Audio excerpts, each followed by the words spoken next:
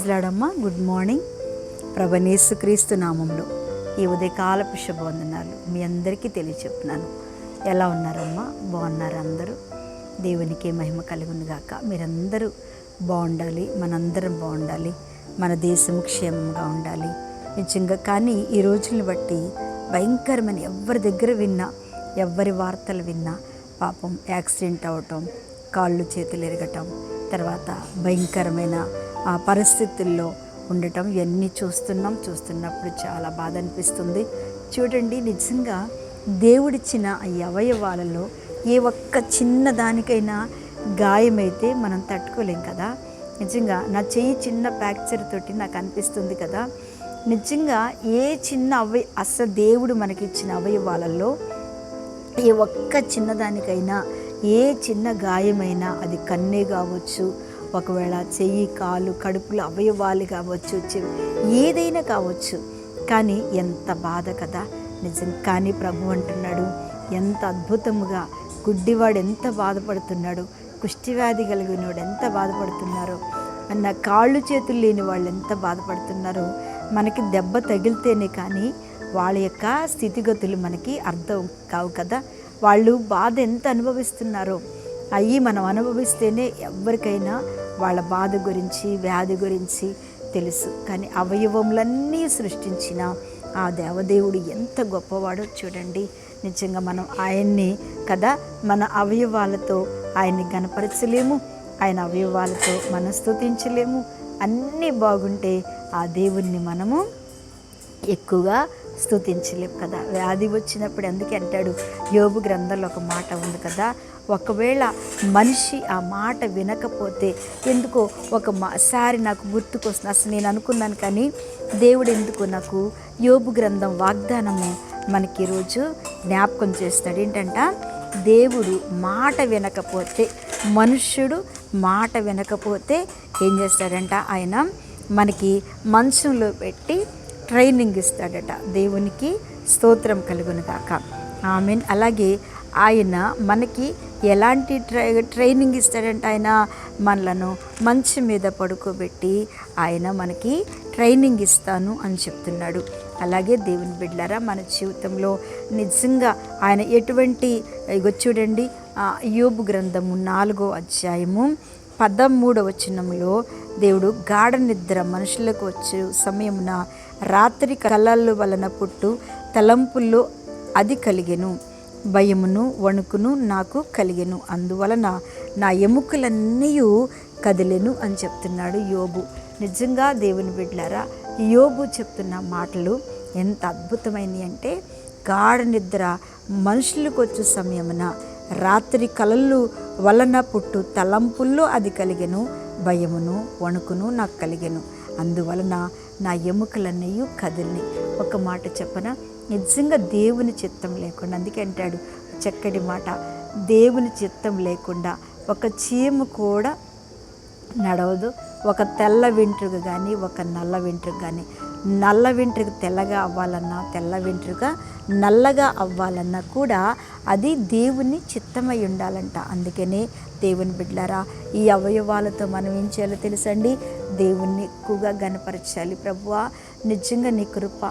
ఏ రోజున మనం కాలు జారి పడతామో, ఏ రోజున మనం ఏ మరణానికి అప్పగించబడతామో, ఏ రోజున మనం ఏ వ్యాధి మన శరీరంలోనికి వస్తుందో తెలియదు. కాబట్టి మనము ఏం చేయాలంటే దేవుని యందు భయం కలిగి, భక్తి కలిగి ఆయన సన్నిధిలో మనము నిలిచి ఉండాలి. అందుకంటున్నాడు, ఆ వెముకలన్నీ కదిలిపోయినాయి అని చెప్తున్నాడు.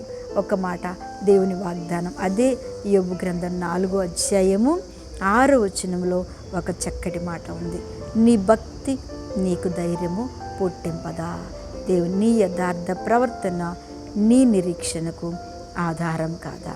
చూడండి, ఈరోజు మనందరికీ దేవుడిచ్చే గొప్ప వాగ్దానం ఏంటంటే, నిజంగా దేవుడు మనకిచ్చే గొప్ప వాగ్దానం, నీ భక్తి నీకు ధైర్యం పుట్టించదా. ఎంత మంచి మాట. మన భక్తి గురించి మాట్లాడుతున్నాడు. అమ్మ, భక్తిహీనులు భక్తి కలిగిన వారు కదండి. దేవుడు నిజంగా నీ భక్తి నీకు ధైర్యం పుట్టించదా?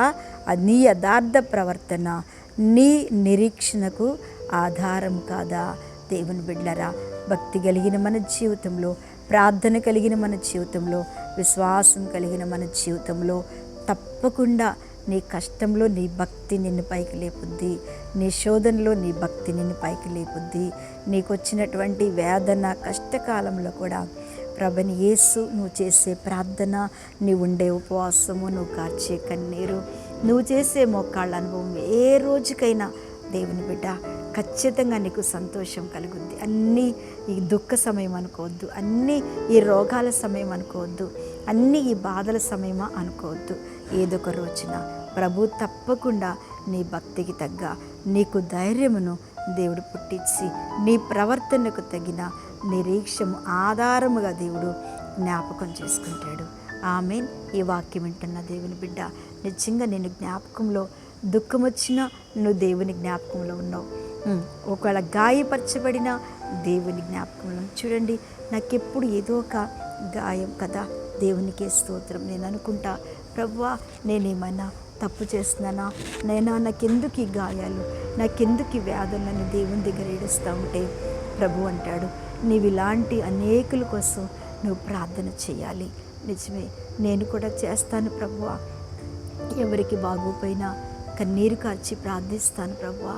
నిజమే దేవుని బిడ్డలారా, మనల్ని దేవుడైతే అవయవాలతో, ప్రాణంతో, సజీవంగా, ఆయురారోగ్యాలతో కాచి కాపాడిన ఆ దేవునికి ప్రతిరోజు మనం కృతజ్ఞతాస్తుతి చెల్లించాలి. భయపడకు. నీ భక్తి ఏదో ఒక రోజున నీ జీవితంలో అద్భుతమైన కార్యం చేస్తుంది. ఇంకా చేస్తున్నాడు దేవుడు, చేయబోతున్నాడు, చేశాడు. ఆమెను చెప్పండి. మీకోసం ప్రార్థన చేస్తా. పరిశుద్ధుడా, మహిమ కలిగిన తండ్రి స్తోత్రములు.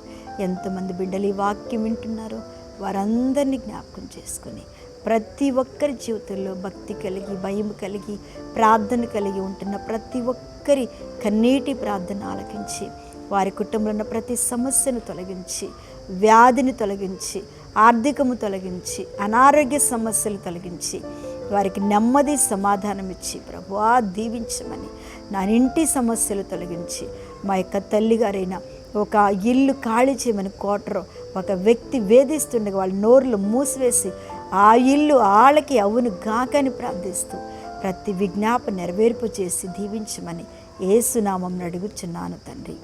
ఆమేన్. ఆమేన్. Praise Lord. దేవుడు మిమ్మల్ని దీవించును గాక. ఆమేన్.